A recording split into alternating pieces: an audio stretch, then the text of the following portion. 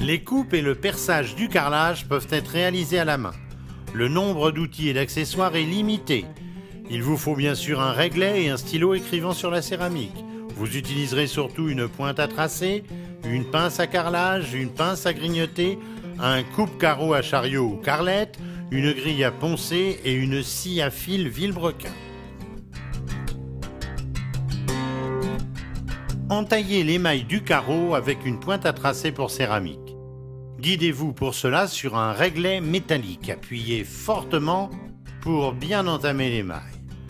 Placez le carreau à cheval sur la pointe à tracer et exercez une forte pression avec les paumes des mains de part et d'autre de la ligne de fracture. La pince à couper les carreaux est aussi très commode. Rayez l'émail du carreau en faisant voyager la roulette de coupe le long du réglet. Appuyez fortement sur la ligne de coupe pour entailler l'émail. Engagez le carreau entre les mâchoires de la pince, l'enclume bien au milieu de la rayure. Serrez la pince pour casser le carreau en deux le long de la rayure. Le coupe-carreau à chariot, appelé aussi carrelette, est idéal pour les carreaux de grande dimension. Posez le carreau sur le plateau de l'appareil. Rayez l'émail du carreau avec la roulette de la carrelette.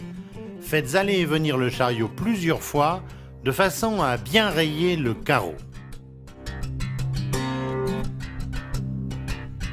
Positionnez l'enclume en haut du carreau. Appuyez sur le levier pour le briser le long de la ligne de coupe. Celle-ci est parfaitement nette.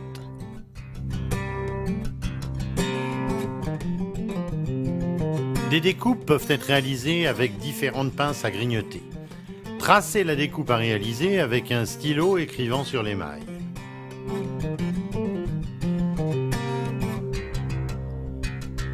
Entamez le carreau par coupes successives rapprochées.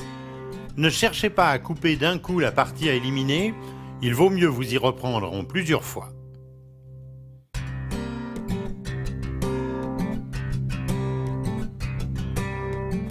Pour finir, rectifiez la ligne de coupe avec une grille à poncer, indispensable pour ce genre de travail.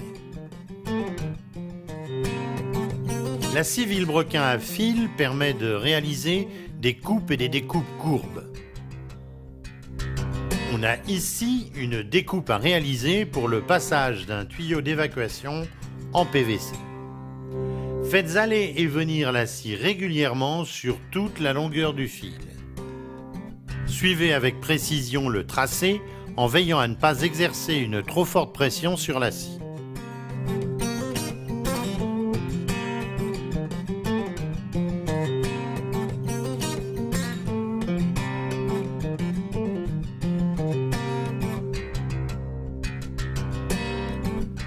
Corrigez si nécessaire les imperfections avec la scie elle-même ou avec une grille à poncer.